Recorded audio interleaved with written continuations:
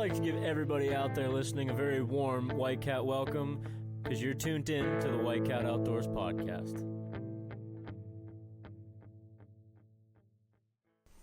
What's going on, everyone? This is episode 53 of the White Cat Outdoors podcast, and I am back in studio today. The last episode I was down in North Carolina and called in on the phone to talk with Nick and Tom, but I'm back now. We had a good hunt down there. It was a really good time with Carolina Woods and Water. It was a good hunt, got plenty of deer down and saw a lot of deer, so it was a really good time, and I'm glad to be back in the studio. And like I said, Nick's here. Hey, what's going on, everybody? And Tom's hanging out with us. Hey, everybody. Thanks for tuning in. And we got a special guest on today. We're really excited to talk with him about not just what our basic topic, which is going to be trail cams, but he's got a product that we are pretty interested in. I've been using it a little bit.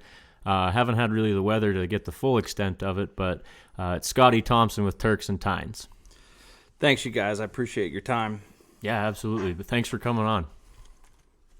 So, like Frank said, we're going to be doing trail camera talk, but before we get into that, we'll talk about your product that we got sitting on the table here and the benefits. I guess you tell us what it is, what it's called. And Where can people find you, like on social media and stuff? Let's start with that. That's my bad. So, social media, if you just turksandtines.com is where you're going to find the website, but Turks and Tines is the name of the business, and you can find me on Instagram and Facebook, and yeah, it's real easy. It's the only two things that come up when you Google it is Turks and Tines and Turks and Caicos. That's it. So it's really should be easy to find. Yeah, it should be easy to find.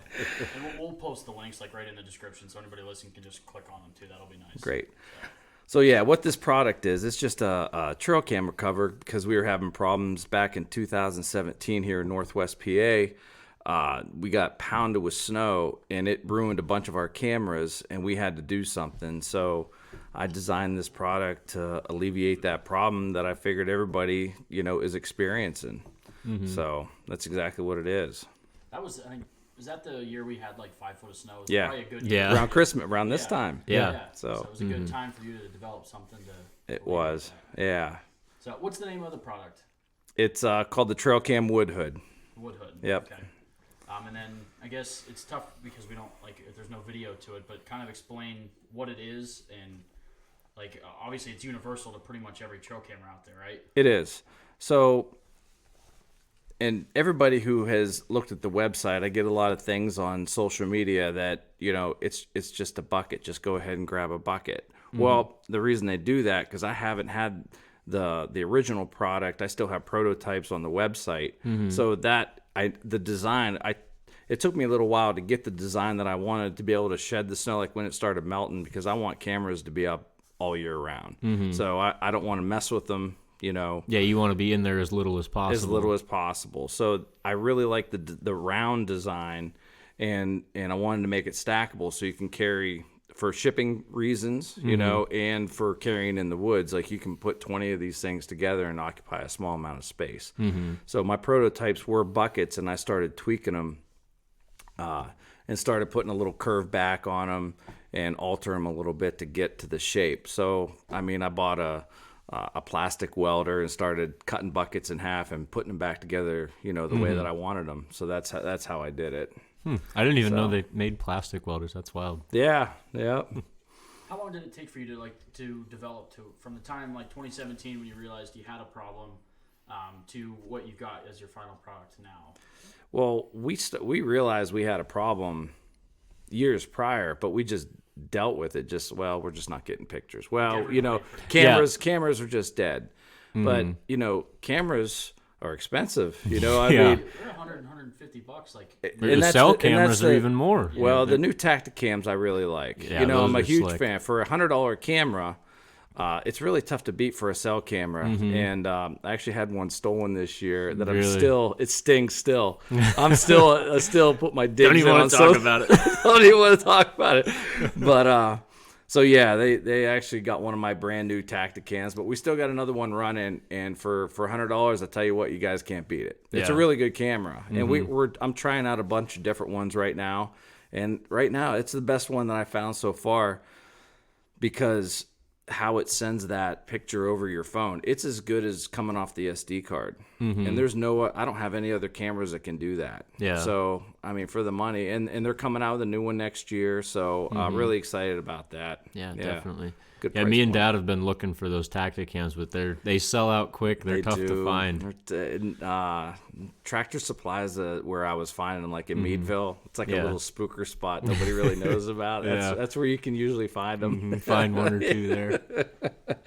So yeah, it's been pretty fun. But when we started coming out with these prototypes in 17, started playing around with them. We were just doing it for our own. I mean, we're running 32 cameras, so yeah, you're just trying to save yourself money at that point. Just trying to save ourselves. But they were working so well.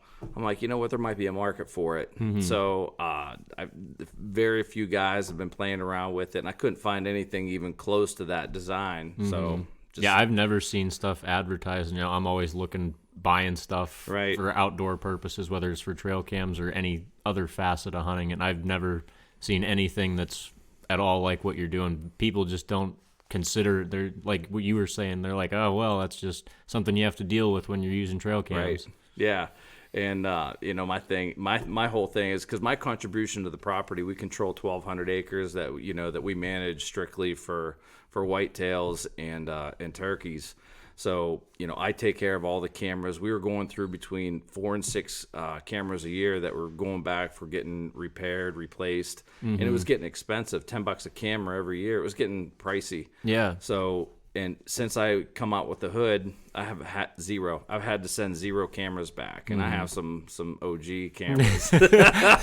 Way back. Way back. So they're just holding They're up. really extending the life of your camera then too, correct? For sure. Without a doubt. Besides, I think like Exodus is the only one I can think of that's got a 5-year warranty. But most of them, it's like 1 or 2 years, and then they're not responsible for if it works after that. Correct. So, Yep, you're paying.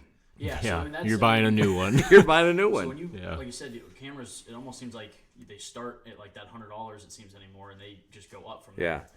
So if you can extend the life of your cameras with it too. I seen at Walmart and guys talk about it. Tasco makes one, and I haven't played around with it. It takes some okay pics, but I can't really say with the longevity. I would have to say it's going to be, subpar, because I mean you get what you pay for. Yeah. But I can honestly say that Tacticam, for the money, it's tough to beat. Yeah, for sure. Because most, like your cheapest cell cams other than the Tacticam are going to be over $200. Sure. And the Tacticam's half that price. And everybody that I've talked to that's used them absolutely loves them. Loves them. Yeah. And what we do with our Tacticams is we, instead of, these are customizable, whatever you need to do to them. It's plastic. Just cut it and drill it, whatever you need to do. But what we started doing is bending the antennas forward instead of sending them up at a 90, and they work just fine. Oh, so you don't even have to drill a hole in the top to send the antenna out. Yeah. So we have it with a buddy of mine's doing the cell link system, doing that with those, no problems on signal. That's the product that turns any camera into a cell camera, right? No, that is the Spy Point cell link. Oh, okay. Yeah. Okay. And which we have 3 of those also, which I really like, because I mean we got some old cameras. What are we gonna do? Yeah. So we can convert some of our older Bushnells, and they're doing well too. How many cameras do you run on 1,200 acres? Yeah. 32. 32. Yeah. So, and you just have all different kinds. And right now, everything we've been running Bushnells for 10 years, but I just started last year experimenting with some different ones. Customer service seemed to get a little wonky. I don't know. Everybody tightening up, the reins a little bit. So I just started experimenting. I still like Bushnell, but I want to see what everybody else has to offer. Try something new. Because I want to start doing reviews too on people's cameras. Since I'm sort of in that business a little bit. Yeah, you got a product that has everything to do with trail cams. Yeah. So, for, selling these things for, it seems like one of the things that guys talk about is the price, like for $15. Oh, that's ridiculous. I could go at $15. So, my whole thing is, I have to look at it as time. How much is your time worth? Because I know if I go to the store, buy a bucket, bring it home, start hacking it up, and I make it look exactly like this one, it's going to be 4 hours. So, and then you still have to paint it. And you got to pay for the bucket. Get the bucket, Sure. So it's just Well, it's funny that you said it's $15 because I swear to God I did not know the price, and me and Tom were talking about it on the way over here. Like, I wonder what his like price point is on this thing. And I told Tom flat out, I'm like, cameras $150. If you could get something for like $15, I swear to God that's what I said on the way over. Is it really? Yeah. I'm like, if it's like at a price point of $15 a piece, I don't see how that wouldn't be worth it. Yeah. So it's really actually comical that you said that. It is. Sounds like you're nailing the price point. Yeah, I was like, It's a better price point. Yeah. And the way I want guys to look at it is, all right, so you have a $100 camera. Now look at it. If they sold that camera for $115, would you still buy it? Yeah, exactly. I mean, I think that's the way you need to look at it. Because I don't know how else guys. I think guys separate it in their brain that it's $15. My camera doesn't need it. But I'm telling you, like you said, if you're extending the life of your camera, or like you could be doubling it. I don't know how much you've been seeing your life of your cameras go up, but if you're doubling exponentially, but if you're doubling the life of that camera, for an extra $15, why would you skip out on 15 so in 2 years you can spend another 100? Yeah, like it just doesn't make any sense. I know. So besides, I mean, it obviously it extends the life of your cameras. It helps block the snow. Like, what else is this doing for you? Like, what else does the wood hood do besides? It does really good in the summertime when we start getting them out right after turkey season. It really helps with sun glare, which is another issue. That's a huge. It's a huge one. One of my biggest problems is, like I was saying, I put a lot of trail cams on food plots, and if I have my trail camera facing the east or the west, correct, I get 100 pictures of the sun up every morning and 100 pictures of sundown every evening. So I got to try and find a tree that faces north or south so I don't get that sunrise. But it might not be ideal. Yeah, then it's not in the right spot. Well, and that's true. Like, this thing isn't going to cure all your problems. So what we do to do exactly what you're talking about is we'll take a green steak, pound it right in the food plot, and just we'll make our own space for it, just so it's in that optimum position. The deer don't seem to mind putting that stake out in the middle there. They don't. It doesn't bother them one bit. It doesn't bother them. Yeah, we got tons. I mean, I could show you guys tons of pictures. So. And then I know you said you're working on like an attachment system too, the ghillie bungee. So that's more like camouflage and theft protection, really, right? It's exactly what it is. And unfortunately, I did not have it. It was where I had this camera that I had stolen was in the middle of private, like a few hundred acres, dead center in the middle of private. Didn't think anybody was going to get back in there. Somebody slid in there and just grabbed it, which is just one of those freak things. Somebody knew what they were doing. Because on those cell cams, what I learned is that somebody has about 30 seconds to walk up to that camera, open it up, turn it off, before it sends it. It'll take a picture, but it saves it to the SD card. But there's a delay before it sends it cellular. So that guy's done it before. He didn't just toss it in his backpack. Correct. So what we did is I called Tacticam. They flagged it. I deactivated it. They flagged it. So if anybody tries to turn that camera on, they're going to alert me. And you'll know where it's at. It's been 3 months and I haven't heard anything. So I pretty much wrote it off. But it's just kind of a neat follow up if a few months from now. And I didn't have it. I didn't have it brushed in or anything. I just threw it in with a hood on the tree and he took it all. So he has a nice camera and a hood. So good job. I never really thought of like brushing in cameras, but like if you think about it, like every blind you brush in to keep it not only from people but wildlife.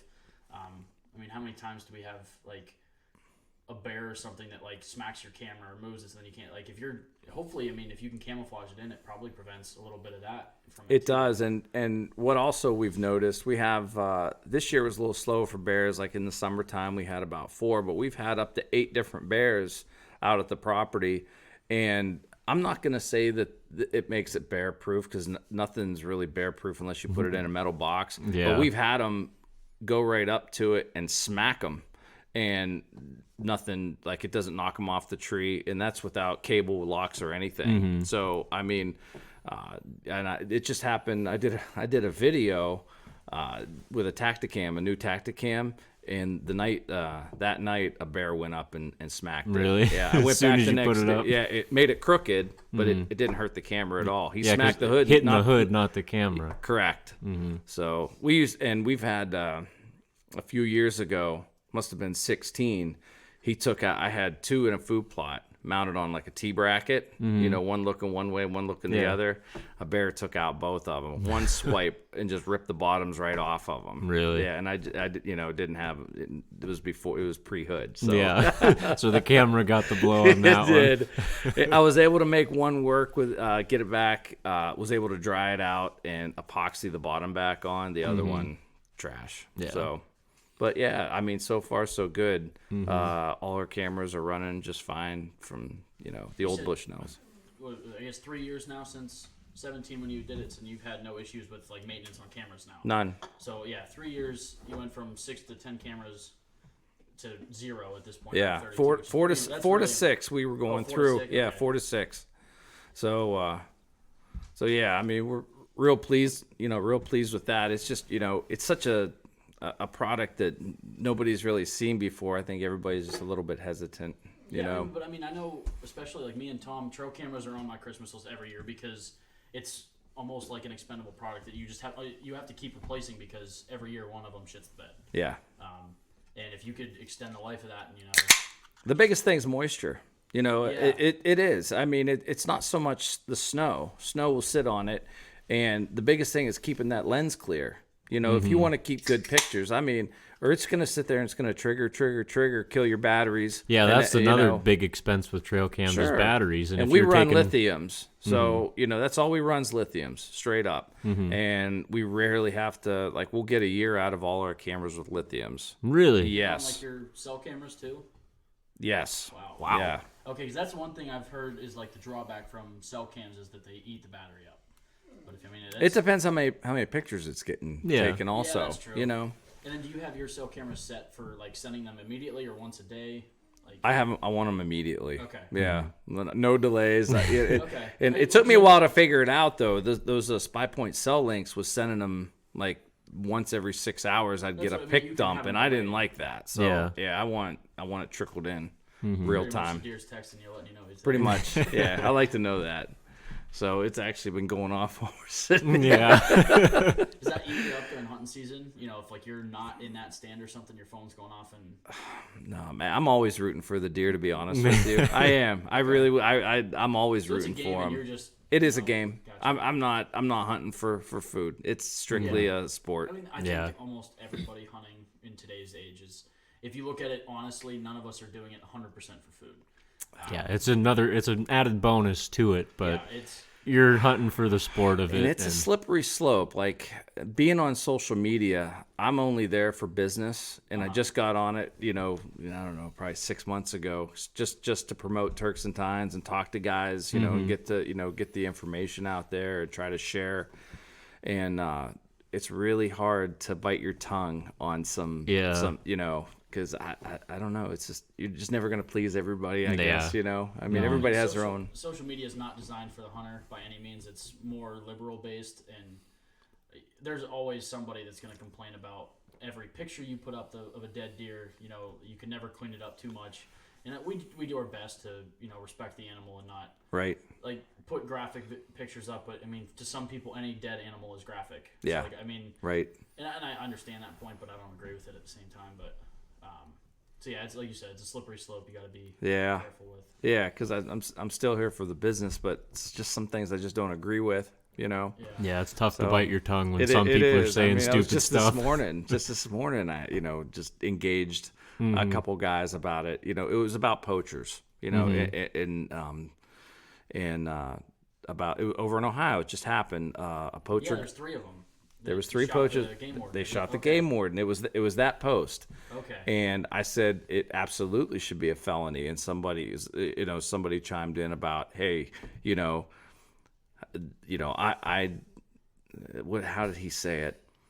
It was something about, he's trying to feed his family. How is that? How should that be a felony? And it took me a while to. It was a tough one for me to how to word it because it burned me up a little bit. But one of the things the story that I told, the post that I said was, we had some high school kids here in town last year get busted. You know what they were doing? They were shooting these big bucks and beheading them Yeah. and leaving the They're carcasses. still out there. They did it to our buck this year. We had Did they really? Yep, And we that's had the another. problem I had. That's what I Yeah. have a problem with. You know Yeah. what? And I told the one dude, I said, if you're that desperate for food, I'll stack the deer up for you with your address. Yeah. You know, like, come on now. Like, you're starving that much to where, you know, You got to go out and poach deer. you got to go out and poach deer. And Yeah. if you're hungry, I get it. If you're that hungry, you know, there are tough times right now, and I understand that. Yeah. You But know, if you're but one of those if you're gonna- guys out there just cutting heads off and leaving them and lay if you're there. hungry, shoot a doe. How about that? Yeah, you don't know? need to go out and find a 180. Yeah. Right. We had a buck that was probably touching that 150 mark on camera. That was every day we had him on camera, and and then I think it was like end of June. I got a picture from somebody up the road that it was just the head of that deer, and Game Commission caught the people, but they're under 18, so we aren't allowed to know who it was. But I would imagine being underage kids, it's got to be the same group that did it the year before. That's horrible. So I mean, we're on the same page with anti-poaching. I'm It's tough. Yeah. I mean, you know, when you're doing everything right, you're putting in the money and the time, you know, to do this right. You know, I have a 10-year-old son coming up through the ranks. You know, we're trying to get everybody involved, all the kids involved. And, I mean, you guys know. You guys grew up with hunting. Oh, yeah. So, I mean, it's important. It's expensive. I mean, And it is, you know what, especially if private you're... property, you know, you get into all your tree stands, the property taxes, Or if you're leasing property, leasing, it's any of it. Like it gets extremely expensive, and then Well, for yeah. somebody to come and do it illegally, you know, and leave the meat there. Like I said, like it's an added bonus for the meat, but I mean, they just left the carcass out in the bean field and took the head. It's like, come Right. on now. Yeah. So that was my whole thing with that. And then to kill a game warden, and people don't understand. Like, people are really anti, you know, game commission, which I found sort of shocking. You know, I'm not saying they do everything right, but I'm telling you what, if it wasn't for the game commission, we wouldn't know hunting today at all. yeah, for sure. Our parents or grandparents wouldn't either, because we had them pretty well extinct by the late Yeah. 1800s. Most of the whitetail we have here have been imported from other states. Michigan, one yeah, of the biggest mostly ones. Michigan. Yeah. Yeah, so I mean, you got to think, like, if we didn't have conservation programs in place and somebody to enforce them, then yeah, you're right. We wouldn't Be do it zero. here. Yep. So I think they've done a fantastic job, you know, for the bears, turkeys, deer, all that, you know. Yeah. So Well, I've seen more bears in recent years than I ever have, right. and I mean, even the quality of whitetail that we've got running around PA It's is gone way up. Yeah. I mean, that's tough Way. to argue. It's really a tough one to argue. I'm a huge fan. There's a lot of guys that say that, you know, antler restrictions haven't done anything, and I know that wasn't necessarily just the Game Commission, but enforcing it each year and keeping it alive is a big part of that. Mm-hmm. So Yeah, it's a whole nother argument, Yeah. isn't we it? could go It on is- for yeah. Oh, I mean, that like, seriously. yeah. Yeah, there's a lot to talk about there. Mm-hmm. You know, I think, you know, when they implement that 2002. I don't know, even remember. I I was think a it little was. kid when it. I mean, it was yeah. in my lifetime. I remember because Yeah. I got pictures of my grandpa holding spike bucks. They were proud as hell. Oh yeah. And I mean, that was 14-inch white 8 was the monster. Oh, yeah. My dad said back in the day, you shoot a 6-point, you're probably gonna win most of your buck pulls. Yeah, Yeah. you're the talk of the town. Oh yeah, I have a 128. I remember killing in 2000, and I mean, you want to talk about? We were all so excited. Oh my! I mean, it was a big deal. Yeah. You know, so I look at it now, and like, I should just whack the horns off. It looks like something you'd see at a hunting camp in 1980s. you know? Yeah. Little scrub buck. Little scrub. I mean, we just pass them all day now. You know, it's just all relative, I guess. You know. Yeah, definitely. But I do like hunting that bigger class buck, and I mean, it's just nice keeping inventory, and you know, being able to use cameras, being able to keep that inventory and know what you have, you know, and keep everything. That's kind of. I was going to In ask you check. about that. Do you use your cameras more for inventory or more for like patterning deer? Does it depend on the time of year? It's definitely inventory. It's not so much patterning, although this year was the first time that we were able to pattern a buck, and he started getting pretty predictable. And that's like the first time it's ever happened. And we've killed 2 of our biggest bucks out at that property in 2015. One was 162 and one was 158-inch 8-point. And That's a monster And eight. they Yeah. would get their pictures taken, but it'd be, you know, half, be 1 square one day, half mile away the next day. Like they were just everywhere, and you just had to get on them. You don't have to tell us. I have no idea where you're at. But is this Pennsylvania? Oh yeah. So like, I just want to emphasize that for our listeners, because our listening base is mostly PA. I mean, we branch out New York, Ohio, and then sprinkle in here and there in other states. But PA is our big one. So for people, I just want people to understand that you're, like you said, 150 plus, 160 plus inch bucks in PA that you're killing, because I mean that's a big deal. It's a big deal. Yeah, most people when they think of PA, they're like, "Oh, it's not a big whitetail state." But the past few years, I've been measuring for people. I've measured every year. I've measured a few over 150 and 160 the past few years. So PA is definitely getting to be a bigger buck state. It really is. Mm-hmm. It really is. We're pretty excited about it. And it's funny. We killed the buck I killed this year in gun season is a buck we nicknamed Broken Ear. He's had have him on. I videoed him in 2017 late season, and his left ear hung down. His other one was whole normal. Ear. His whole ear. The whole ear just was lazy, just broken. So That's weird. Yeah. How often have you guys seen a broken ear buck? Never. Yeah. Exactly. So video him late season, and he was 2.5-year-old 8-point. All right, he got a pass. Had him at 25 yards. 2018, I had a camcorder. I videoed him. He was 10 in a doe. Had her in lockdown. In the pouring rain, Halloween night. We got a trail cam pick at night with corn stalk hanging out of his horn, and he disappeared. That was the day before first day of gun, and he disappeared. No picks in 2019. So 18 he was 3.5. 19 would be 4.5. And no pictures in him. You thought he was no pictures dead. in 19. Okay. Thought he was dead, and he shows up November 23rd So at this point, this year. 5.5. He's 5.5. So, but didn't get excited about him. I mean, he's still an 8-point. Nothing great, but he's 5.5. He's broken ear, and he's 5.5 years old. That's the age class we're looking for. Yeah, that's So, a mature deer at that it's point. a mature deer. Target here in Pennsylvania, I'm not denying. I'm just saying, just try to get an idea. 5.5 is where your guys' bench, 4.5, 5.5, kind of. Well, it would be nice unless a buck can actually get into that number. You start getting that 140. I use it by number. Okay, so you're more of a scorer than I'm more of a class? scorer. Okay. Yeah, I am. There's nothing wrong with that. I think. I mean, if it gets you excited. Yeah. If the score is what gets you excited, then go for it. Yeah, because it's really hard to tell unless you rip the jaw out. Oh, for sure, yeah. It's really hard to tell. So I'm sending his jaw out to make sure, that it is him. Yeah. And but it really has to be. Yeah. What are the odds of I know having a bunch of broken-eared bucks running around? I know. And it's amazing how his rack took shape. Over that time, because he was always pretty high, but it this year it curved in, and but I mean he's still, even though he's 5.5, he's still only score 129. Heavy. But I mean he's genes too. Correct, and that's what I was getting at. Like not every buck is gonna get to that. That it's not. So. And some of them can reach at, and that buck right there, it scores 144 and 6/8 is 2.5. Yeah. So it's just the genes. It's just the genes. So like you said, at 5.5, that deer was never gonna see 140. I mean, nope. Never gonna see 140. No. Yeah. I mean, especially he's still an 8 this year. Still an 8. Yeah, I mean for an 8-point to hit 140 is remarkable. Yeah. Yeah. You gotta have a lot. I was excited because I knew who he was. Yeah, that's cool to monitor cool. And a he buck was year to year. Monster. Like I wish we had him on a scale. I know he was over 250. I know it. Yeah. He made his grunt getting him in the truck. I'll show you guys some pictures. Yeah. Yeah, he was a nice one. So, do you think the use of your excess of cameras you guys have helps you? I guess is it easier for you to pass 120-inch 3.5-year-olds or something? Definitely. Because you know what's on your property, I guess. Yes. The answer is yes, because we know exactly what's on there. And once you start naming them, it's a lot easier. Yeah. And they have to have some kind of factor. Like we have one right now.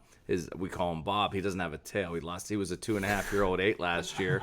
He doesn't have a tail. And it was, I don't know, a few inches long.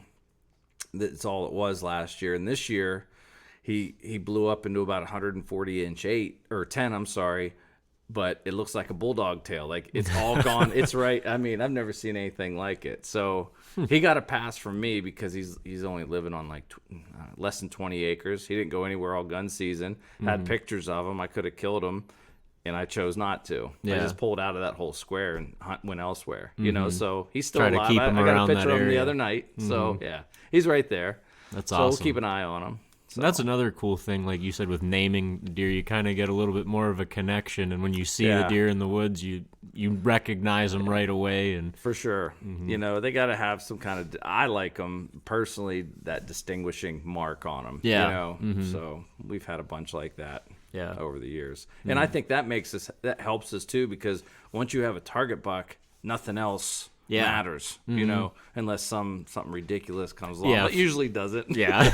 Usually your target buck is the one you know is the biggest one in the square. Usually. Yeah. Usually. So with as many deer as you have like named and you know several years of history with them, how do you file all of your pictures? Like, do you have like do you run them in like Excel spreadsheets, or like how are you like I guess tracking these deer over several years? My hunting partner Brad takes care of all the pictures. So like when we go and do cameras. I got you. He takes all the cards, he puts them on his laptop, and it's set up into like I have them in my phone as like their names. So Bob has his own file, Broken Ear has his own file, like Flyer has his own file, like everybody has their own file. And I feel whatever Brad sends me, I just file them away in my own little album, so I can keep track that way. Yeah. And then he takes care of the rest of it. So that's how we do it. Do you guys like I know you said it's mainly inventory that you're using the cameras for, but do you guys pay attention to like temperature or barometric pressure or moon phase, anything? Sure. With like definitely when you see the deer, like does that get logged as well? Like where you kind of know Bob shows up when the barometric pressure is at this point, or the wind's coming out of this direction, he hits this camera. Only if I'm hunting. If you're hunting that deer, you can kind of go back. Correct. Okay. And use like that wonder ground. Yeah, I did it with a buck this year. Okay. And that's the one that Brad ended up getting. And actually, we called him Grapes. A neighbor hit him in archery season last year, and he made it. I got on him. I moved some cameras around, found him because I went looking for him right after archery season last year, and we knew he hit him. I didn't find him, so I figured he was still alive. Moved some cameras around, found him. By the time I got on him in gun season, he broke 2 tines off on his head, off his right side. So I pulled out, I left him alone, and we found one of his good side in shed season. And so he became a target buck. Yeah. You know, because I let him go. And you knew he made it. We had a name for him. He shows up in September. We got one daytime pick of him in September, and then he's the one that Brad ended up killing. I had him at full draw in Halloween night, and I couldn't see my pins. I was at full draw, I couldn't see my pins. That sucks. That was rough. And but he was getting ready to go to Illinois hunting, and I wanted him and I to tag team this buck. I wanted him dead before he left. So I think it was November 3rd. We ended up 3rd or 4th. We tag teamed. He was up on top of the hill. I was down low.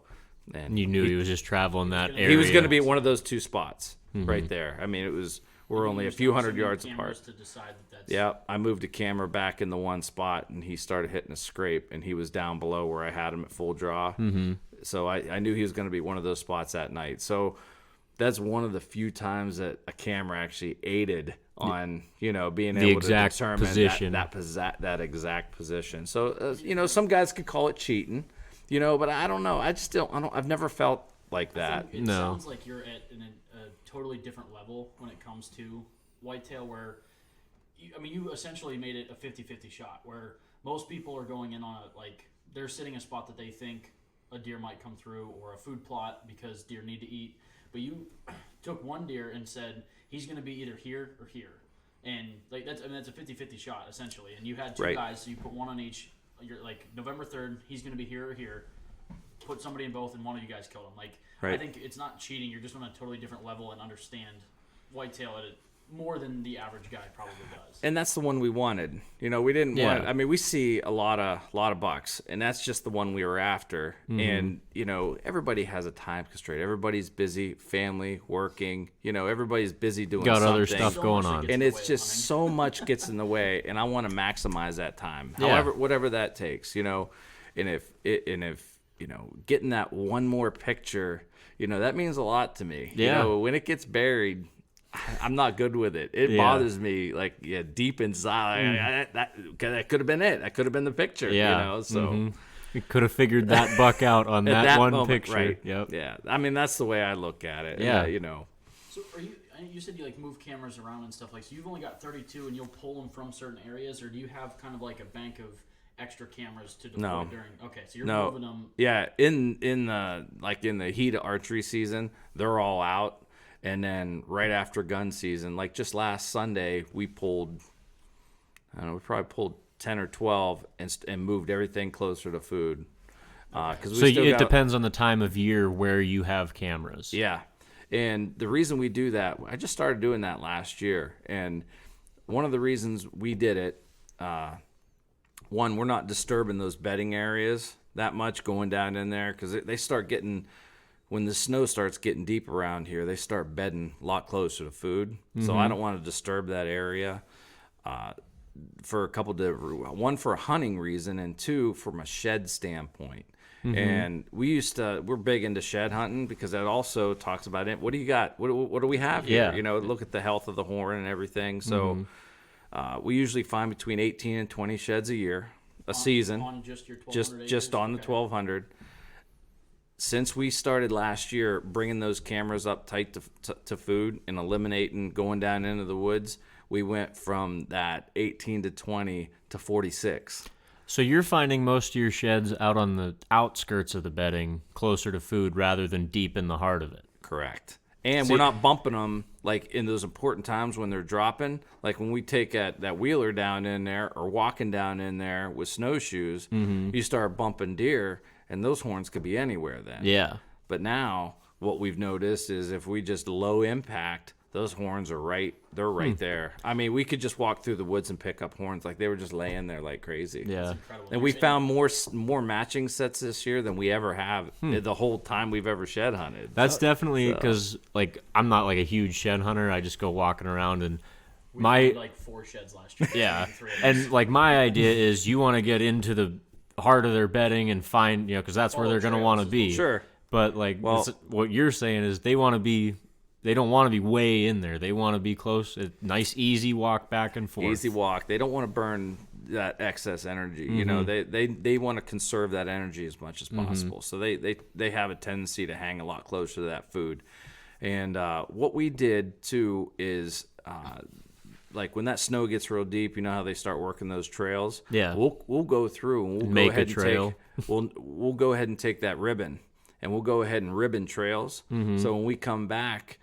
Easter time is a really good time to do shed hunting, and when all the snow's gone, we could see our ribbons, and we just walk on those trails and just pick sheds up. So, because you can't see it, all those trails that were really beat down, they disappear all of a sudden. So that's another way we do it. So that's an interesting tactic. Yeah, I've heard a lot of people I know you mentioned finding a matching set. I've only ever found one really nice shed. And I actually found it turkey hunting, and I spent the next 3 hours trying to find the matching set because I heard if you find one, typically the matching set's within 100 yards. But I scanned and never found that matching set. I just didn't know if there was any truth that you know of behind that. Yeah, and you need to go out to 200. And it depends on the size of the horn. Sometimes those spikes, 4 points, your little 6 points, those little baskets. They don't care. You'll never find, they'll go days and not drop that shed. Yeah. But those bigger ones, you start getting into that 120 plus. You're usually That's a lot of antler hanging off. It's a lot of antler. You're going to usually find those in that 200-yard range. So if they're not laying right next to each other, just start making circles. We found a 145-inch 8 last year. We knew who he was. He showed up in late season. We were on him, but he was only getting his picture taken. Out of all the cameras around the field, he was only getting his picture taken on one camera between 1 and 1:30 a.m. Knew right where to be. So, but it was just funny. He was always just coming. He was only getting his picture taken on. None of the other cameras were picking him up. So On the same field you've got. on the same field, all surrounded, standing corn. At that point, would you move cameras to try to hone in on where he's coming from or No, going to? left it. This is late season at this point. It's late season. Okay. You don't want to be in there too much. Yeah, with the yeah. cameras. Just Okay. deer are stressed. They're in survival mode now. We hunt them, but we're just careful. We're not pushing them too hard. So, where we thought he was bedding, we found his one side of his shed 800 yards away, the opposite direction. So we were really excited to find. We knew who he was right away. So we looked and looked. So every week we would take a new chunk and we'd grid it. We'd grid this section. And on the third week, I said, it has to be in this section. It was the last part of our grid. And it was a big patch of hemlocks. And it was within 200 yards. It was in that last section we grid. So, but you know what? I had cameras back there. I haven't had a picture of him. He never shows up on camera. We don't have a picture of him yet. We're not sure what happened to him. I know he's still alive, but because he's gonna be somebody this year for sure. Because he was pretty much a 9. He was gonna be a 10 this year, but heavy. Yeah. So yeah. So do you normally set up your cameras on travel corridors or? Well, you said it depends on time of year. It does. It really does. Travel corridors, because creeks, streams, we do a lot of food plots. We plant a lot of food plots. So, like I said, we've already been. I think this is our 11th year on the property messing with it. So we pretty much what those deer did this year. I mean, they're going to do it next year. Yeah, and that's something you notice, especially with like bigger bucks. When you kill a big buck on this spot, odds are the next big buck is going to move into that rough area. Yeah, and the rut. The rut's my favorite time, and it is for pretty much any archery hunter, because I mean those travel corridors that weren't getting pictures all season, that's where you're going to see those big bucks. I mean they are travel corridors, and it's only that small couple week window for the rut, So, and that's what the cameras tell us. I mean, we got into mock scrapes this year. Yeah. Started Jeff Sturgis is somebody that I watch on YouTube, watch all his stuff, doing the hanging grapevine, doing mock scrapes, had really good luck with them. Had a lot of great pictures of bucks on them. It was that was pretty cool too, setting cameras up on mock scrapes and seeing who comes in there. Really, really neat. Yeah. That's wild. Yeah. Yeah, that's like one of my favorite places to set cameras is on scrapes. I've never really played with mock scrapes, but I just like to put it on, I find a scrape, I like to throw a camera up near it. Yeah. Just to see who's in the area, because there's always going to be, every buck in the square is going to put his nose up and go, okay, I need to go over there and check that out, see who's been around. And I think what I've seen, it's a decent way to get a lot of different bucks on camera checking that scrape. Yeah. It's, the one thing that you guys know who Brian Keitlinger is? I know the Keitlinger. I know the I went to name. school with the Keitlinger. Okay, he's a teacher out at Fort LaBeouf. He's an avid deer hunter. He's on social media. I think he's a pro staff for Spy Point, and he's the one who turned me in. He wrote a book about glands, about deer glands, and how they use them. That non-communication type. And that's what actually got me on to trying it out. How they use their orbital gland and their tarsal gland and all that stuff. I didn't really know that much about it, so that's how I started. That's why I started doing. I was taking grapevines and hanging them down, for in the mock scrapes, Yep. And they were really hitting it like that. You know? I mean, it was amazing. How involved are you getting with creating these mock scrapes? Because I know, I've heard everywhere from, a guy just, kicking leaves out of an area underneath, a low branch to, using, a deer hoof to, dig it out. And I guess if you want to just kind of go through how you're setting up your mock scrapes for, your camera and everything. Some guys get real fanatic with it, That's and I'm pretty particular. I haven't gone the whole point of, taking a deer hoof and putting it in. But what we were doing is, this is where Jeff Sturgis come in. So went ahead, I actually had a bunch of grapevines around my house between 3/4 and 1 inch in diameter, hanging them out of the tree, go ahead and clearing a spot in like a travel corridor, and then getting everything set up. I was making my scrapes probably 4 foot in diameter, clearing out the leaves and stuff, and then peeing in it. Not putting peeing yourself in it? Yeah. Okay. Yeah. Didn't use any other scents. When I was young, every scrape you walk by pissing it. Which, I wanted to see how well it would work. We had deer in them in a couple hours.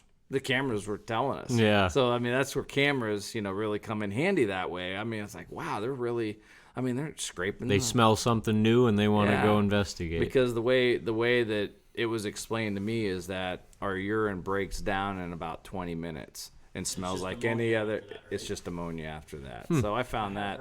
Yeah. So I still have a hard time peeing out of my tree stand. Like I can't do that yet. Yeah. But for the mock scrapes, that's how we're doing it. Do you hunt off your mock scrapes? I have some stands off the mock scrapes. Oh, and the one buck we called Grapes that Brad killed that we tag teamed that night, he was coming into the scrape. Does that name have anything to do with like your grapevines? Or no, it was separate. The first picture we got of him in the daylight, and we knew who it was. We knew he was the buck from last year, one of our target bucks. The farmer had a huge pile of grapes from Welch's there that they use for fertilizer. So we just knew it was a stand we called Grapes, and we had a camera there, and he got his picture taken there, so he just got that name. Yep. Yeah. So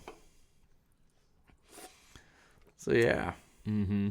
It seems like we could go on so many different avenues with talking. Like I can already tell like you're a lot more educated on the way whitetail interact than I am, but it seems like cameras have been a huge benefit for you in understanding what deer do, why they do it, and where you need to be in order to kill them is essentially like what you're using them for, right?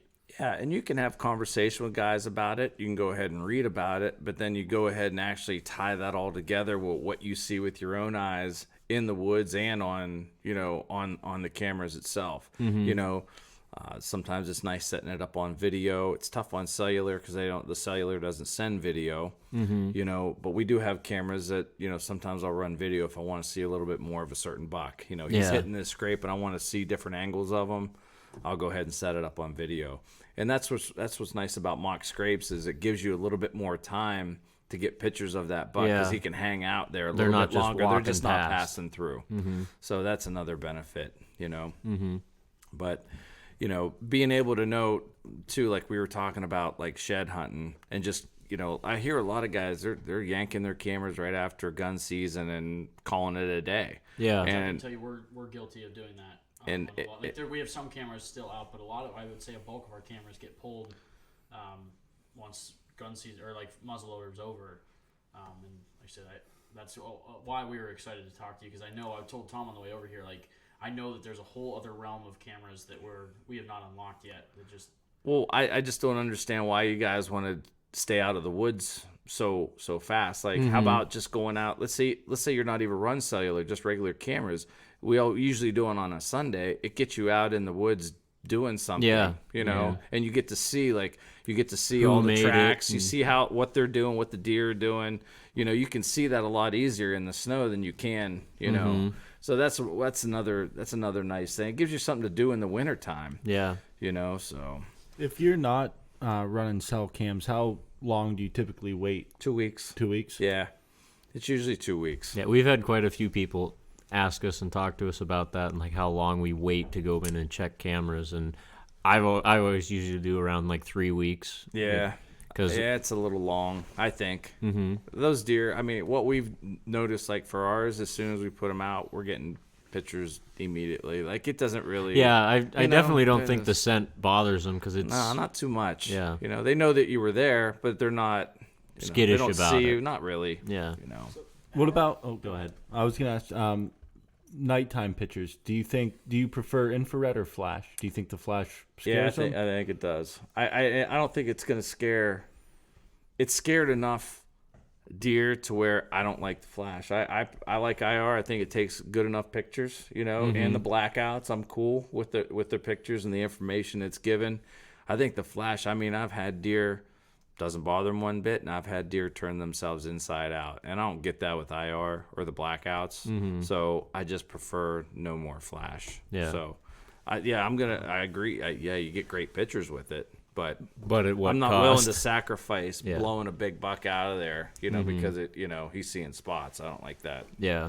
So You're still checking cameras every 2 weeks during hunting season, or does it change when hunting season comes? Or no, during the rut, we'll even bump it up to once a week if we need more information. Okay. So you don't pay any mind to going into an area. It has nothing to do with that. You just want to get information off of that camera. Get information. Well, it depends. Oh no, we'll make the run.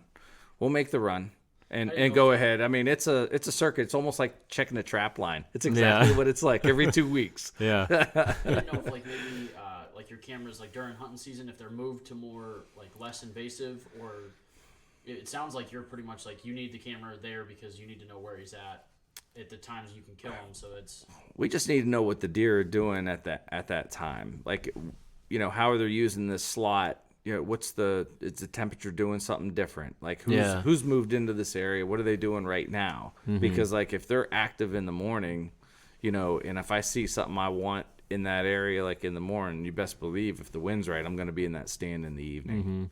Yeah, most people that I've heard, and it's usually from people that don't have near the trail cam experience, is that during the season they like to stay as far away from those areas as possible unless they're hunting them right now. They decide, okay, I'm going to hunt that area, so I'm not going to go check my cams for 3-4 weeks because I don't want to go in there to spook deer out. But you have definitely a different take on it because you just want to know, okay, this deer just moved in here 2 days ago, and I want to know about it so I can get in there and kill him.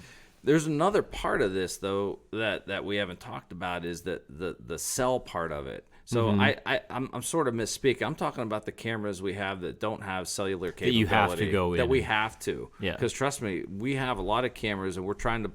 And that's what we're doing. The more we're buying, we're trying to put them in the areas that are deeper. We don't have to disturb it because I can show them my. And stuff. You don't want to have to walk in there. Correct. Gotcha. You don't have to mess with more it. Sense. Yeah. So the more, and that's why I'm really seeing the benefit. I don't want to go in the woods. I don't want to check cameras. I want to know what's happening in real time right now, what's moving through here, and stay out of there. So when you do finally go in, it's to kill something. Yeah. We're hunting. Yeah. So I don't like to go in, but checking it every 3 weeks. That was 3 weeks ago. Deer change totally could have changed. Deer change constantly. So yeah, the information you got on the camera 3 weeks ago, throw it in the trash. It's irrelevant. Yeah, you don't. So, that makes sense. Yeah. You said Sunday's your day during the season. Sunday, we use Sunday. It's an off day. It's an off day. Yeah. So when you're doing that, does it?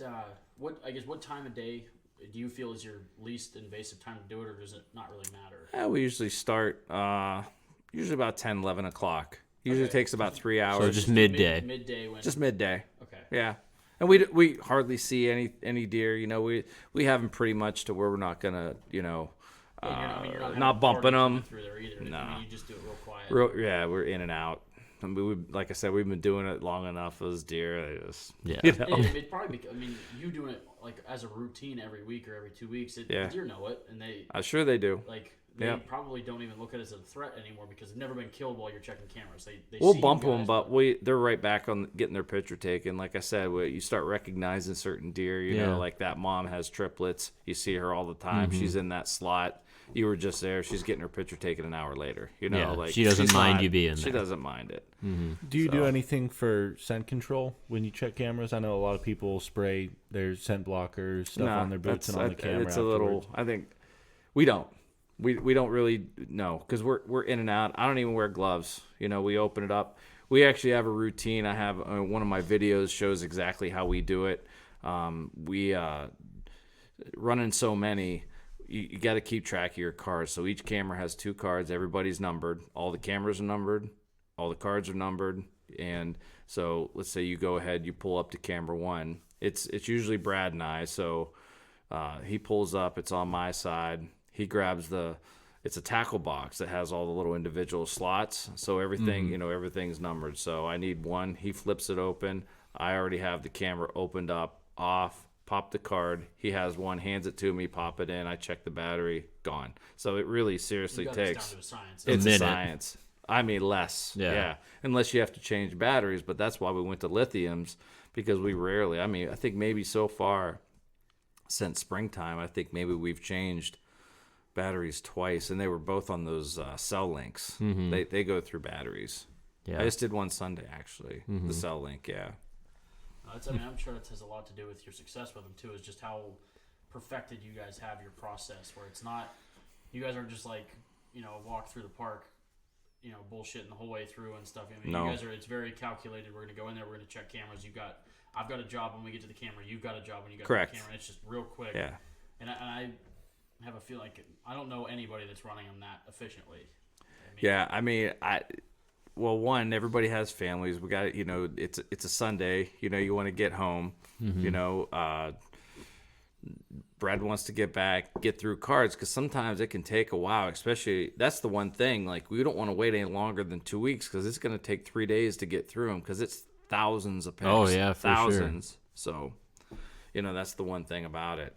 Yeah, it's time consuming. It's time consuming going filtering through. So that's why, like, when we had a camera this year, it was facing the corn, and it was doing fine. But when the corn got too tall, it took it pretty much filled the card up on just blowing corn. Yeah. We just those, you just delete it. Whatever's on there, you just delete it. You don't have time to sit there and go through 4,500 picks. Yeah. So it's just one of those things. You know? So like with that, you're just like angling it away from the corn, but still essentially catching the same deer, just so you're not. Yeah, we actually turned that particular one. It was just a food plot. We had 3 cameras on it anyway, because it had a few different things going on with clover and turnips. So we just turned it 180 and started. There was a scrape right there. They started working a scrape right there anyway. And I've recently put a cell link right on that scrape, because I want to get better looks at this one buck. And we picked him up first night. We put the camera there. That was actually in the evening, like 4 o'clock in the evening, and I got a picture of him that night. He was right there, right in front of the camera. So, Is that pretty standard for your food plots to have 3 cameras or multiple cameras? Not really. But this particular area has just been having an overabundance of bucks. So, and it was really hard to get.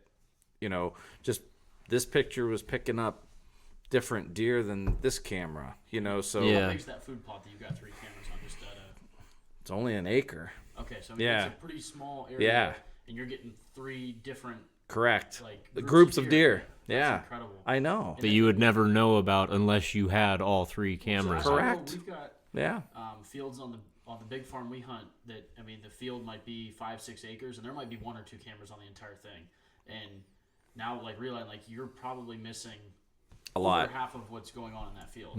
I think you guys would be surprised. You don't know it until you actually set the cameras up. Yeah. And we were shocked. Then all of a sudden you're like, oh shit, we're missing a lot. Yeah, deer that you can't figure out where he's at. He's just on the, he's 15. Right on the outskirts. Yeah, right. You'll never get him. You're not going to see him. And remember what I was telling you about that big 8-point last year that was only getting his picture taken on 1 camera, and all those other cameras, he's not going to get picked up on another camera. You got to think like that. This spot. Yeah, he's at that spot. He's going to use that slot and that spot. Now, do you think that has something to do with was it an older deer that? I think he was 3 last year. I think he's 4 this year. I didn't know if maybe he's got a pattern where he knows that it's difficult for you to get a camera in there, or I just think different deer have different personalities, just like people. Some are shy, some are outgoing. So it's funny the different the different personalities. Yeah, they are. We've had some deer that it seems like they want to be on every camera on the property. Correct. We have them. Yeah. Hollywoods, Yeah. Hollywood. It's a good way to put it. For whatever reason, like you said, we've had deer that you get 1 picture and then never see him again, and then it's other deer that it's like you've got 4 or 5 cameras he hits on, and it's like he's all over this farm. Right. Yeah. So I just want to be able to get a good inventory of everybody that's there. I don't want to miss an opportunity. You know, if we got a shooter just off camera, and that's the slot he's using, I want to be able to see him. So yeah, you don't want to miss that slot, and I don't want to miss that one pick. It's like almost an addiction for you. Like you just feel that like every picture, like because time's valuable, man. Yeah, he could just be right over there. Yeah, I'm sure you play yourself with the what ifs, and he sure, could be just right over there. Yeah. Do you feel that like with 1,200 acres, like 32 cameras, like is there a reason you've settled at that point? Like, do you plan to expand? Like, is it something you add a few cameras each year, or do you feel that like 32 cameras is sufficient for that property? No, I think we could actually run more, but it's time. Okay, so it comes down to how much time do I have time. To check cameras? Okay. Yeah, and if we keep doing it and we start switching over our cameras to cellular, the only reason I'm not running more cellular is because the plans are expensive. So it doesn't really come down that much every time you add a camera. Yeah. I'm sure as these cell cameras become more popular, you're going to get family plans. Where you can, That's what I'm hoping. phones, Almost like cell phones. Where, it doesn't. You can put unlimited lines on a Yeah. plan. I think eventually you'll see that happen. I think so too. Because I'm sure there's a lot of guys. I don't. In like PA, I don't know if there's many guys that run cameras as much as you are, but it seems like maybe somebody like the Drury's and places out in the Midwest that have like The huge bigger outfitters are doing quite an abundance. You're not bringing outsiders to your farm. This is strictly for you and your buddies, right? There's not many guys doing it, but I think with cell cameras, like the prices of them starting to come down, right? You'll see plans where you can start running more cameras at an affordable rate. Yeah. And like I said, I'm not out to I didn't develop this product to make a buck. I want everybody to take care of their cameras and get the most out of their cameras because I know what happens to them, And it's not that every camera is going to get damaged. Those seals in them only last they're not waterproof. Yeah, there's a couple resistant. companies that say they are water resistant. Correct. Yeah. So the best you're ever usually gonna. So out of you have 5 cameras for 3 years. 2 out of the 5 are gonna get water damage if you keep running them. I mean, it's just a fact. They just don't hold up that well, and you get water in them, they're done. Yeah, electronics don't hold up to water very well. I don't want any moisture on my cameras. Period. None. And I'm surprised people don't feel the same way. I want them dry as a bone. Yeah, so, I think it goes back to what we were saying before. People are just in the mindset that that's just the way it is. You have to deal with your cameras getting messed up, and people haven't thought about something like this. That you're like the first person to say, "How about we just don't ruin our cameras?" How about we just don't ruin our cameras? And I think that's because there hasn't been a product like this out there. People didn't realize that they had an option. It was until I heard that you were doing these. It was just one of the evils that came with running cameras. It was something you dealt with, yeah. It sucks, but every year you're gonna have to replace a $150 camera, and especially we're still pretty young, but at 16, 17 years old, replacing $100 cameras is it starts getting out of hand real fast. And like I said, I don't think there's a product on the market that's doing what this one is. I've never even seen one. Well, there's actually 2 companies. When I was looking, because I had to do all the research to see, because when I was filling out for the patent, okay, so I had to. Does have a patent on it does. Okay. So when I was doing all that research, I did find 2 companies that have. They are a cell camera hood company, but they just don't look like this one. They're just like a flat piece of plastic, that has a strap and has its own strap. Basically. It doesn't have any side protection. It will protect. If it's coming, the snow's coming straight down. Which almost never It will. PA. Almost never happens. It didn't have any side protection. And the one thing I didn't like about it is it had its own strap. So now you got your camera with a strap. You have 2 straps. It doesn't need a strap. Every camera comes with a strap, so that's what I wanted to just utilize. Run it right through. That you can go ahead and stack them, no straps. There's slots in the back that allow the strap to just run right through it. It runs right through it. That's what I made the holes for, and then the slots are to make it adjustable up and down. Yeah. So if you it comes in handy in the wintertime, because I'll go ahead and I'll smack that hood up and get that camera down low where I can manipulate it with gloves on. and then go ahead and do what I need to do, and then just tap it back down. So it'll kind of move on the. It will move. So it kind of slides up and down. Right. Have you noticed with like top feeding cameras where like the because I have 2 cameras that I run that have the memory card on the top. Have you used any cameras like that? What's the brand? Lone Wolf. I didn't know Lone Wolf made a Lone Wolf Custom Gear. Yeah, Lone Wolf Custom Gear. Yeah. It's I didn't know they had a same I Andre. haven't seen it yet. I'm not familiar. If you want to run one, I could get you one to try out and see what it does for you. Well, I tell you what. How hard is it getting to that card? It's not. It's just on there's a little. It pretty much with 2 thumbs it pops the top, and then the camera, like the memory card's on the top, and it's kind of just on a spring loaded, and it just pops off the top. Well, I still think you'd be able to use it with this. I'm gonna have you take one of these so you can try it out and make sure there's enough room, because you have quite a bit of space there. Once you slide it up, small, like it's kind of almost at an angle. I bet you it only goes like 90 degrees off the front, so I would imagine it would probably work. Yeah, I think it will. Like I said, I think last year or the year before was the first year they. Oh, I'm excited. I have an old Lone Wolf climber that I absolutely love that I just cannot. I haven't climbed with it for a while. Yeah. And I want to say because all the straps have dates on it, and I want to say it's 2000. Might not want to climb with it. But it's in still great shape, man. Oh, it's yeah. a great stand. Yeah, but they make good stuff. Yeah, they really do. Yeah, so I have 2 of them. I can get you one to try out with it and see what you think, because I know you said you're into trying different cameras. I am, man. I'd love to try it. I mean, is it a cell cam? No, it's not. It's okay. It's a Wi-Fi camera. So basically, like the pictures will actually go directly to your phone if you want. Like you have to go up to it. How far? You have to go up to it. Like, right up to it. You have to go up to it and hit a button, and then you can actually look at the pictures on your phone. It's probably not going to work for what you're doing. Can you pop the card out and swap it out? Like a standard camera. That's how I would do it. Yeah, that's how I bought it, because I thought it was a neat idea. But I thought you could kind of just like get within 50 yards of it and pick them up, and that's why I was like, oh hell yeah, this is gonna be perfect. Like a Bluetooth distant kind of I thing. could do it, but I found out after running it, it's like, oh, you have to be at the camera, hit a button, and then it go. I'm like, okay, well, so after that, I just ran 2 cards and pull one, put a new one in. But I guess if you're what it was useful for, I took it up when I was hunting. We got a farm that's up like 3 hours from here, and I was able to put that camera on a tree and then check it while I'm going hunting in that area. Just real quick, just pull it up on my phone, look, okay, oh, there's nothing here. Oh, hey, this buck's here at this time. And that way it was kind of neat, so I didn't need to go home to check it or anything. So that's kind of neat for that. How long did it take to download it into your phone? As long as you've got like connection right there, it was pretty instant. Okay. So I mean, for cameras that you're using strictly to try and like something that you're deploying, real quick. Like I said, I was only up there for a week. Okay. So it was like kind of like an extra tool where it's like I can't hunt here right now, or the wind's not right, but I'm going to leave a camera here. I'll come check it on my way out, or 2 days from now, and look. That was what it was really useful for. Yeah. So.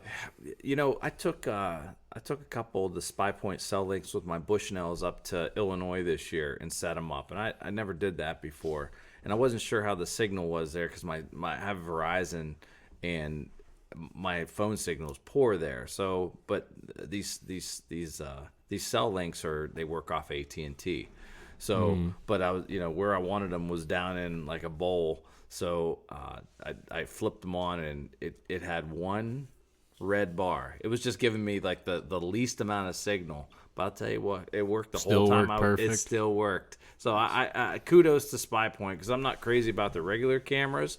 But for that, to convert my Bushnell and to work under those circumstances, I mean, it's great tool to have. Yeah, it really was nice. That was a great product for them to come out with. Because it really was, man. Guys that have a shit ton of cameras, and it's like, man, like the expense to transfer everything over to cellular would be incredible. But now it's like, with this box, you can make any camera do it. And the only issue I have is, at $15 unlimited picks, it starts getting pretty expensive. Yeah. 30 cameras. You need to do something where you can't run them all. I mean, it would be a small fortune. Yeah. Praying for that family plan. Some sort of bundle package. Yeah.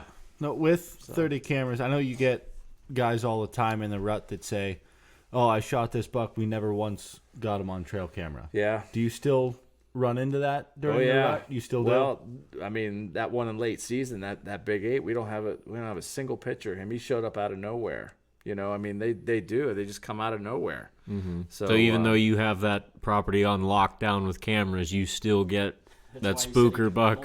Yeah. Yeah. Never too many. Never too many. It is maybe a slight addiction. You know, it could be a slight addiction. Like you said, like you've got several on one field. Like you're always wondering, like, well, maybe he is there. The camera's at the wrong place. Yeah. I gotta put another one out there. Yep. See, that just makes me think like that food plot we have at the new farm. There's 3 main trails that come out into this food plot, and I have one camera on one trail, and I figure, at one point or another, all these deer that come out into the food plot are gonna come by my camera at some point, but that might not be the case. It may not be the case. Because it's a big food. It's probably a 2-acre food plot. Is it? Mm-hmm. So, yeah, it just makes me wonder what I would have seen had I had that's why a camera on all 3 of those trails leading in rather than just the one. I've hunted it several times where I've seen deer that never walked in front of that camera.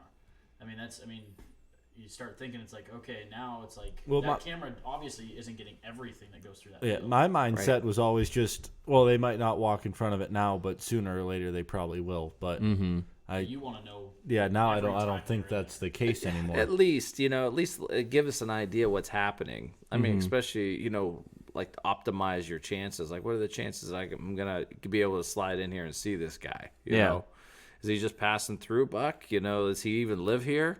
Is he a local buck, or is he, just passing through? How often do you get that? You have a picture of a buck one time, and then never again. He's gone. During the rut all the time. Yeah. If we don't recognize him, he's a new buck, and he usually doesn't stick around. But sometimes they do. That 162 that I killed in 2015. That was a great buck. He was a new buck. He was new. Just he was out new of that nowhere. year. Out of nowhere. So he was new that year. Did the cameras help you move in on him? We knew where. Yeah, he was living on. He was living on about 400 acres.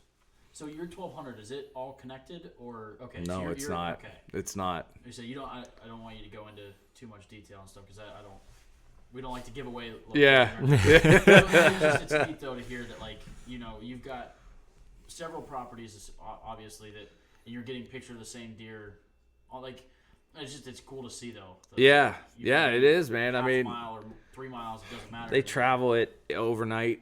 It's what would be the farthest you've seen deer move, like with just your cameras? Like it's not as far as what you think. The deer that we know intimately, they really don't move, especially the older they get. I will tell you guys, the older they get, the less they move. Their core area actually gets smaller. It doesn't get bigger. For our deer, it actually gets smaller. The older they get, it's crazy. They know what they know, and they don't want to go anywhere. And a lot of times they move a lot less too. The only time you're ever gonna, that's why I love the late season. Sometimes bucks will just stay nocturnal, and the only thing that's gonna get them out, because deer are slave to their stomach, so they have to eat. Yeah. So if you have the food there for them, and that late season, fellas, corn's king. Standing corn. You're gonna have. Is what you say is your. Yeah, that's our.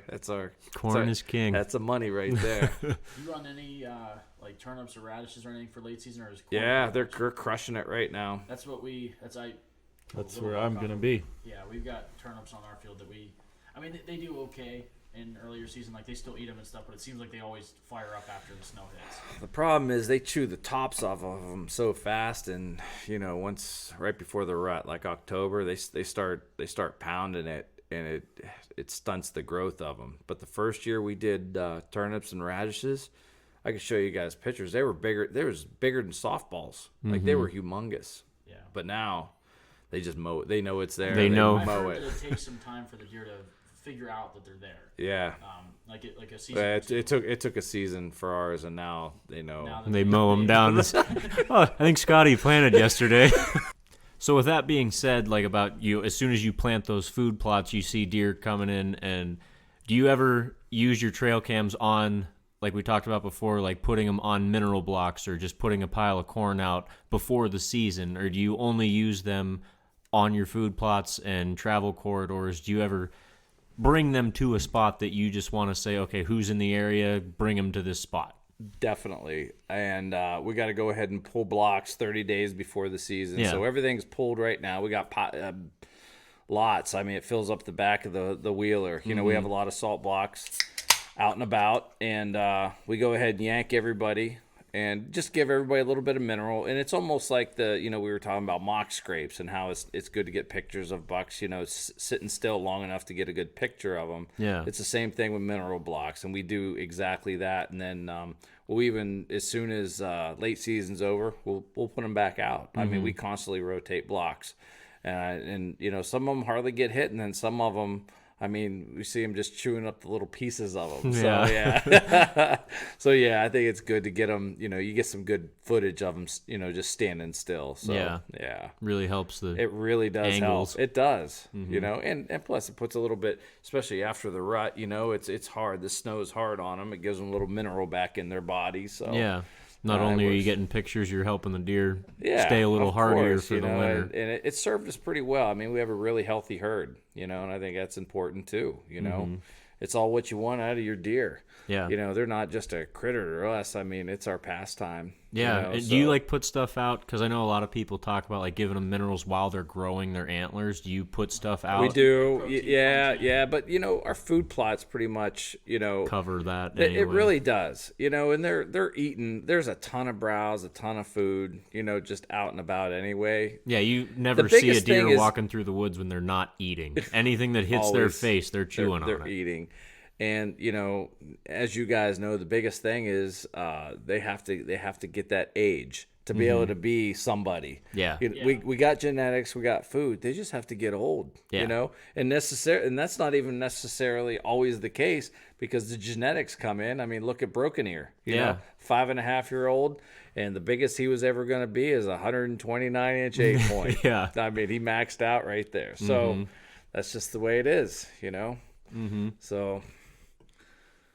Yeah, I mean, but you're not going to know it unless you can actually see Let it. them get that big. Yeah, you got to let them. You got to pass. Yeah, you'll never know if a 2.5-year-old is at his potential until you let him get to 5.5. Correct. How long, or at like what point did you guys, come together as a group and decide that we want to wait for that age class or size or score, whatever, to really start getting serious about letting those deer get to that point? And then, and how long did it take from that decision to start getting where it seems like pretty regularly you seeing guys the have benefits of mature it bucks and seeing the benefits of your patience and work? Well, Brad and I started about the year we killed those two big ones in 15. That's when we were like, we need to, we have potential here to grow really big bucks. Like we've already killed a pile of young, the 120s, 130s. Like, let's get into that next age class. So him and I started it at, personally, it was just trying to get a couple of the other guys on board. Yeah. And, right now, one of our main guys who's famous for killing,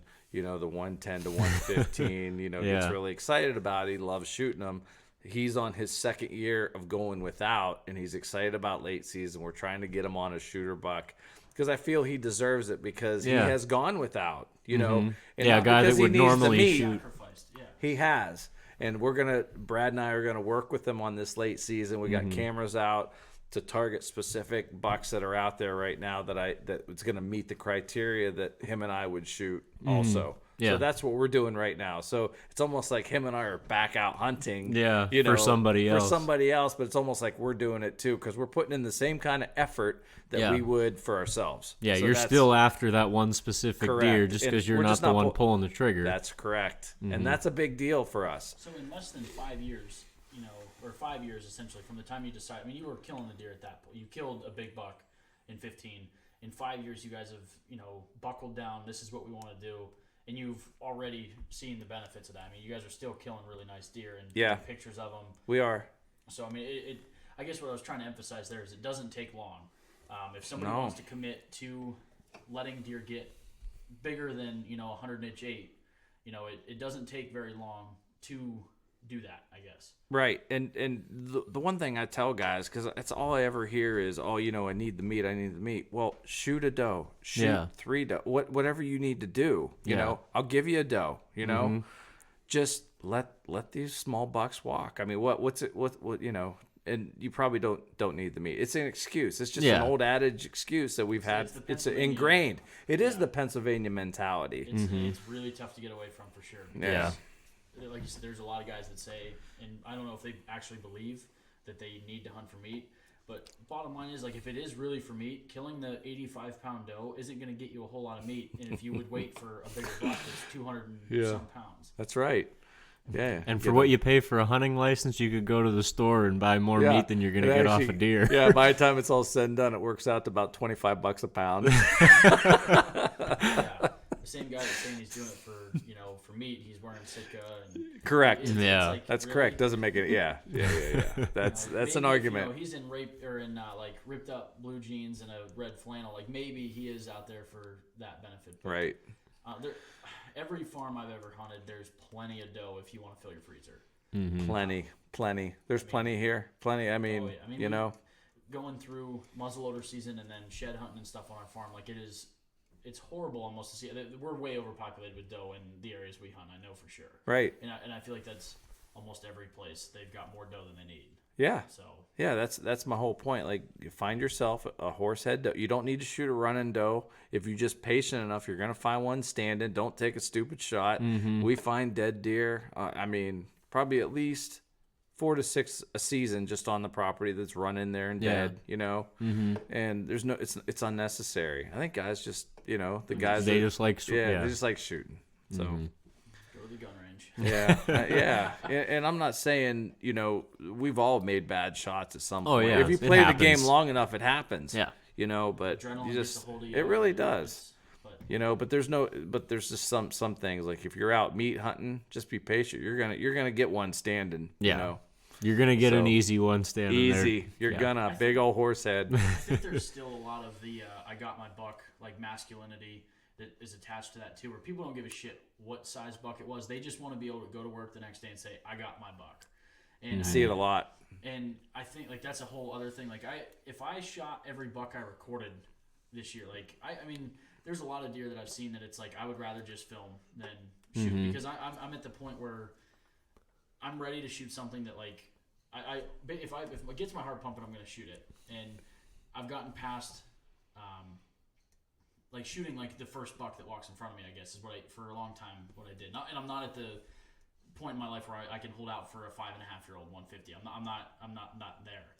But 2 years ago we had a buck that was on our camera several times. That was like 100. We found out later it was 164-inch 8. I mean, just an absolute giant. This monster. Frank measured it. It was Who killed it?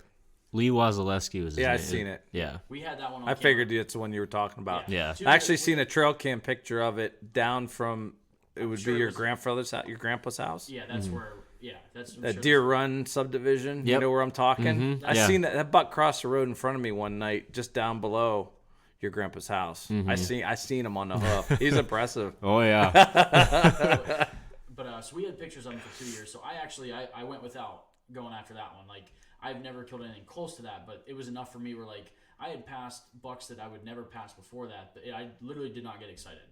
And like you said, Because you knew what was out there. Yeah, and cameras. That's good. Again, let us know that there's this running around, and my grandpa was 15 minutes from killing that deer. Oh.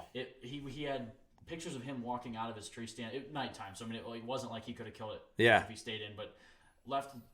Walked past the camera. 15 minutes later, that buck was on that same camera. Yeah. I mean, it was close. Like, yeah, it was like, close. man, that deer's It's close. He's not Yeah. far. Yeah, he's right there. And we were trying to move in on him, and then Lee killed him, and we were happy for Lee. Lee's a good dude. Yeah. It wasn't. We don't play that's my deer kind of mentality. Yeah, I mean, it I is. would have been way happier if I killed it or my grandpa killed it. But Yeah, me too. Exactly. You know what I mean? It's a luck game. It truly is. At the end of the day, it's luck. Yeah, you can put everything in your favor, but You're right. Yeah, it was good to see it killed by a good dude. That, Yeah. Yeah. So, but I guess what I was getting at is, like, we're not hunting for meat either. We enjoy the meat that comes off of every deer we kill, but that's not why I'm out there. You know, Right. I'm out there for my own personal. You know, it's I feel like I have to be out there. I feel guilty if I like come home, like if it's October and I come home from work and I don't go to the stand. If I'm like just in the house, I'm like I feel guilty about not being out there. Like I should be out there. I could be hunting. You know, so it's driving something inside more than anything. And even though we're running so many cameras, you see so much more when you're in a stand. Oh, for sure. I mean, it is crazy. Like, how did I miss this? How did we miss that? You know, I mean, they're running willy-nilly, you know, in the rut. They're everywhere. So, Yeah, so They're not time in the running by woods that. trumps all. it really does. Trumps all.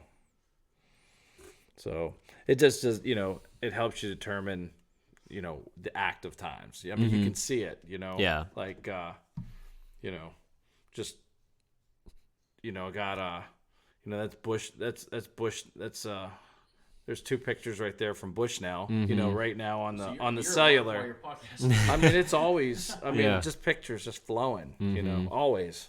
Is it, I mean, So- you get them out in the middle of the night, you know, while you're trying to sleep and stuff, your phone going off, or does it? I definitely, whenever I wake up in the middle of the night, I'll definitely check and look at pics. Yeah. For sure. For sure, It's man. like ball of hunting, just trying to, I mean, Got to see who's moving, Yeah. you know?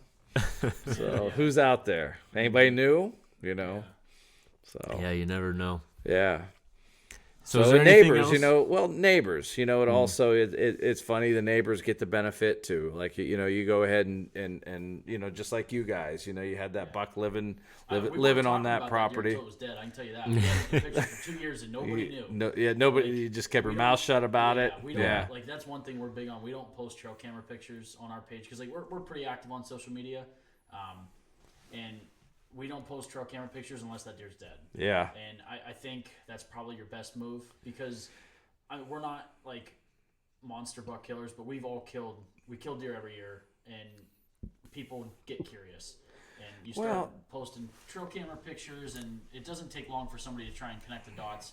Everybody knows somebody that figures out who's hunting where, and like I said, it was awesome for Lee to kill that deer, but nobody in our family that was hunting that deer said a word to anybody until it was dead. It was like, okay, here, and I sent all the pictures to Lee. I was like, hey, like we've been cool. Yeah, That's the direction I was gonna go okay, with that. perfect. I was Yeah, like, yeah. Like, hey, we've been like, congratulations first off. Like I don't want to come off anything, but we've been watching this deer for 2 years. Here's some pictures, and then we found out he had a shed from the year before that he didn't talk about. So it was like we're doing the same thing.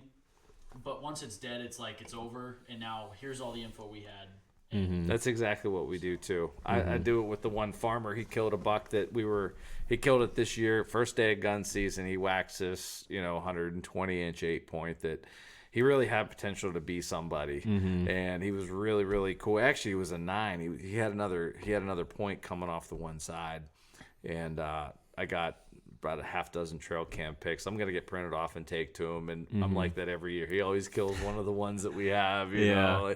But his property cuts into ours so hard, But he's a great guy, Whenever we need something, he's there. He lets his turkey hunt his property. I've archery hunted it, so you just got to take care of the locals. You know? Tough to be mad about a guy like that really shooting a deer is, that you don't want shot. A junior hunter that was a buck that was running with mine, that 162 that I killed. It was a buck we called Ninja, and a junior hunter killed him in gun season. So I took some trail camera, printed him off, and took him over to him. Yeah, that's he was awesome. they were really nice, like from velvet all the way up through. Like I had this deer patterned pretty well too, but he crossed the street and Did something stupid. and he did something stupid. It's back to luck, like you said. It really is a lot of you can luck. have him totally patterned, but for whatever reason, like a coyote could have kicked him out of his bed. Yep. And all of a sudden, he shot across the road. He's never done that before, and that kid happened to be in his stand. Like it's Exactly so like that. crazy what can happen. Yep. And like you said, I think it's really cool that even though you guys put as much effort as you do, when somebody does kill it, you're like, hey. Like, I wasn't going to tell you about this deer beforehand, but now that he's dead and it doesn't benefit me to hold this info, like, here Right. you go. Yeah.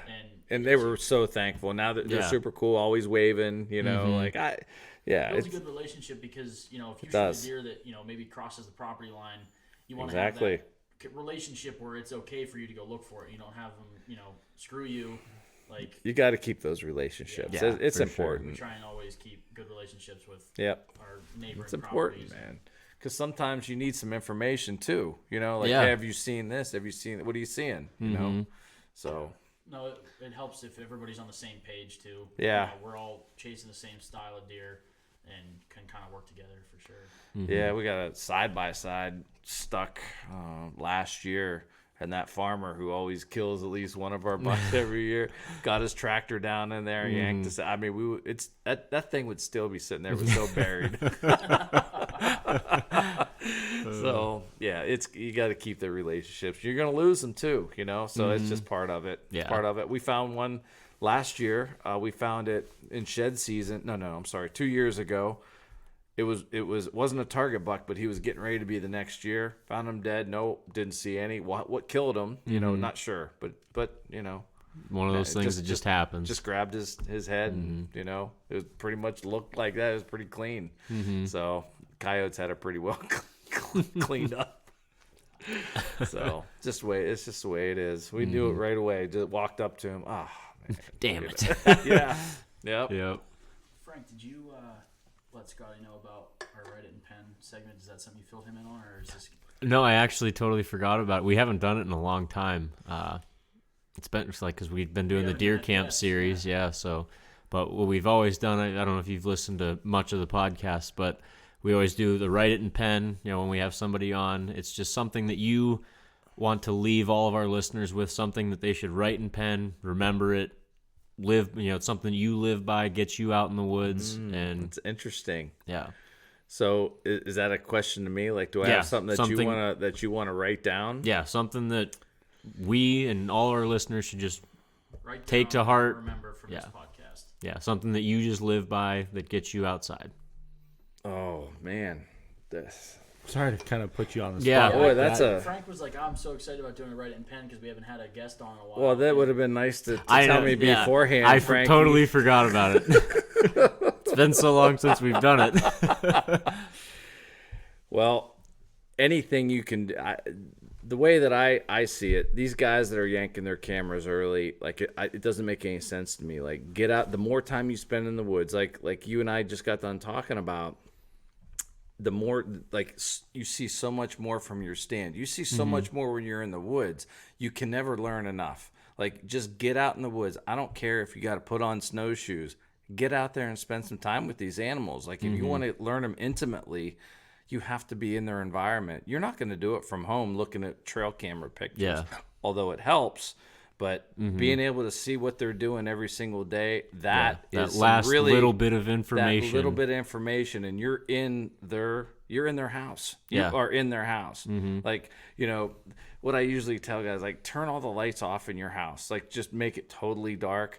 Like, and you can navigate pretty well in there, you know, and that's the way the deer are in the woods. They walk through that dark so well. They know it so well, and we are ignorant because now go over into like your neighbor's house, turn off all the lights. Yeah. How well are you going to be able to get around there? Probably not that well. So that's one of the things. You can't spend enough time in their environment, especially this time of year. Like, things are calming down, gun season's over, late season's coming, and also like shed hunting. I can't stress enough how important it is having your cameras out, knowing when those horns are coming off. And it's aided us a lot into finding like certain sheds. Like, once you see that deer and you know, he had his sheds this morning, but tonight they're gone. He's using this trail. 9 times out of 10, it's not going to be far away. Yeah. So that's another thing, you know, being able to run those cameras year round. It's it's invaluable information having those sheds. Yeah. It really is. And we have a big curio cabinet at camp, and like all our big sheds that the bucks that are living, they're all in it. And that we'll, you know, if it gets killed or something, we'll rotate it in, you know, out of that case. But it's like a showcase of those animals. Yeah. You know, and their sheds, you know, and it tells a story. So I think it's important. I really do. That's awesome. Yeah. So. You, like we said before, time in the woods, it trumps everything. It trumps everything. Get out there. There's no reason to hang it up. You don't need to be, you know, what are you going to do? Sit at the house and watch football? I'd rather be in the woods, you know, to be honest with you. You know, if you want to get serious about it, you got to be there. Yeah, So for sure. So you just learn so much. So. Yep. No, I want to. That's a good point to make, and I'm sure a lot of people will be able to write that in pen. Because I know before talking to you, me and Tom at least, I don't know about Frankie, but we were guilty of pulling our cameras. Like we don't run them year round. Yeah. Not until now. Like I've definitely, because like I love shed hunting, and I found I got a dog that he doesn't really shed hunt, but he likes to come with me. Sure, that's great. And, we found 2 sheds together, and then with Frankie and our buddy, we found I think 2 more. But you know, I think with cameras and stuff, we could use that for that purpose, and then seeing what's alive. And Sure, I learned a lot myself just listening into you. And I'm like, I said, I don't know if I said it like on the podcast or not, but like I don't know what questions to ask. Like that's how low level I am with cameras. So like it was really interesting to hear everything you had to say, and the experience you have running cameras. So just wanted to thank you for taking time out of your night, almost 2 hours, an hour and a half, out of your night to appreciate it, guys. I love talking about it. I hope we can talk about it again. I mean, there's so much information to talk cameras. Yeah. And I want to go ahead and expand on the whole cellular thing, because what that does is it frees you up a little bit. Like you don't have to go in the woods every single weekend. Even though it's enjoyable, sometimes it's good just like if you're just busy. Yeah, you just don't have the time to go out. Yeah, so it's just, I don't know. I like getting the pics, and it is an addiction. Like when you get that little ding on your phone, like, oh man, Susie's moving. So yeah, that's awesome. Just getting that picture of a fisher this morning at 6 o'clock. Got a picture of a fisher. That's awesome. And I'm getting ready to set some traps. So it was cool seeing that those kind of critters are running around. So it's not all just deer and turkeys. Yeah, you learn everything. Fox had a fox this morning come through. So. Yeah, I just like awesome. seeing that stuff moving, man. I do. It's I'd rather see that than watch TV, to be honest. Yeah, it's almost like definitely. that, So, yeah. Yeah, that's awesome, dude.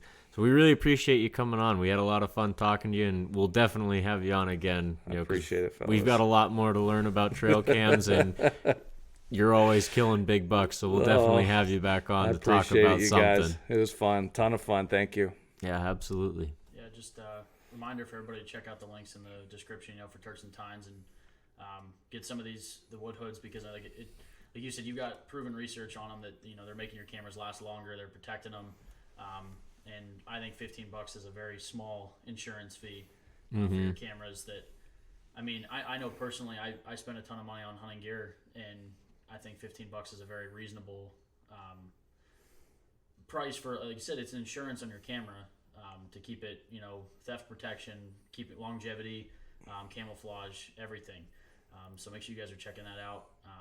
And even though the seasons are over, make sure you guys are staying outside.